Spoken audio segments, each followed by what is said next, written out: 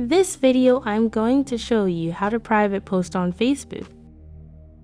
First of all, open Facebook and tap on your profile icon.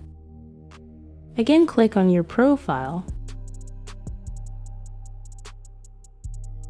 Now scroll down, select any post.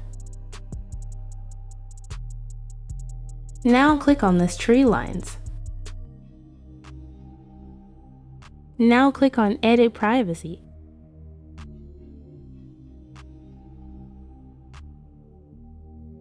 Now click on Only Me if you want to make your post private.